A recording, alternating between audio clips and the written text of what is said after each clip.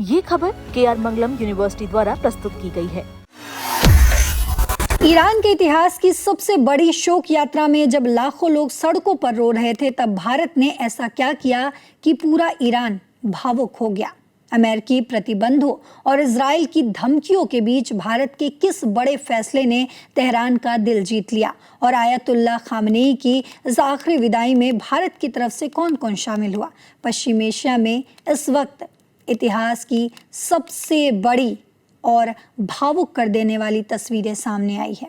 Iran के दिवंगत सर्वोच्च नेता आयतुल्लाह अली खामनेई की अंतिम यात्रा तेहरान की सड़कों पर शुरू हो चुकी है, जिसे आधुनिक इतिहास की सबसे बड़ी जनसभा कहा जा रहा है। लेकिन इस दुख की घड़ी में भारत और ईरान की दोस्ती की एक ऐसी मिसाल सामने आई है जिसकी चर्चा पूरी दुनिया में हो रही है।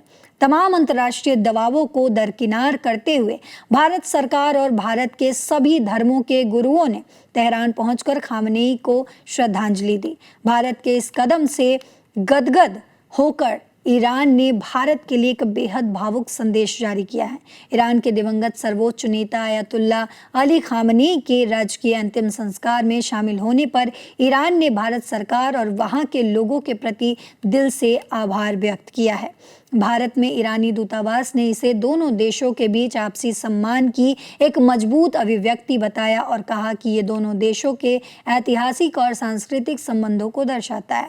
दरअसल आपको बता दूं कि बीते शुक्रवार को भारत के एक उच्च स्तरीय प्रतिनिधि मंडल ने तेहरान पहुंचकर दिवंगत ईरानी नेता को श्रद्धांजलि दी।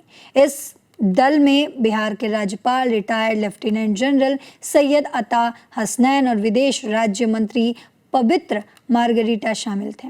बता दें आपको कि फरवरी में तेहरान पर हुए अमेरिका इजराइल के हवाई हमलों में आयतुल्लाह खामनेई की मृत्यु हो गई थी। इसके अलावा कांग्रेस नेता सलमान खुर्शीद, जम्मू कश्मीर की पूर्व मुख्यमंत्री और PDP प्रमुख महबूबा मुफ्ती के साथ साथ भारत के सिख, हिंदू, मुस्लिम और ईसाई धर्म के प्रमुख गुरुओं ने भी ईरान के दिवंगत नेता को श्रद्धांजलि अर्पित की। वहीं सोशल मीडिया प्लेटफॉर्म X पर एक लंबी पोस्ट शेयर करते हुए ईरानी दूतावास ने भारत की इस भागीदारी के लिए शुक्रिया अदा किया। ईरान ने कहा कि तेहरान इस दोस्ती, सहानुभूति और सम्मान के लिए इस कदम को कभी नहीं भूलेगा। ईरानी दूतावास ने अपनी पोस्ट में लिखा कि ईरानी दूतावास भारत सरकार और वहां की जनता, खासकर उस आधिकारिक प्रतिनिधिमंडल का दिल से आभार व्यक्त करता है जो भारत की ओर से अंतिम संस्कार में शामिल हुए। दूतावास ने कहा कि भारत के राजनीतिक नेताओं, सांसदों, विद्वानों और अलग अलग धर्मों के गुरुओं की मौजूदगी दोनों देशों के गहरे ऐतिहासिक और सांस्कृतिक रिश्तों को दिखाती है। ईरान ने आगे कहा कि दुख की इस घड़ी में भारत की ये एकजुटता दोनों देशों की दोस्ती की नींव को और मजबूत करेगी। ईरान के सरकारी मीडिया के मुताबिक आयतुल्लाह खामनेई की अंतिम यात्रा सोमवार सुबह तेहरान की सड़कों पर शुरू हुई। इस अंतिम यात्रा को देश के आधुनिक इतिहास की सबसे बड़ी जनसभा बताया जा रहा है, जिसमें लाखों लोग सड़कों पर उमड़े हुए हैं। खामनेई और उनके परिवार के सदस्यों के ताबूतों को ईरान के राष्ट्रीय ध्वज में लपेटकर एक बड़े ट्रक पर रखा गया।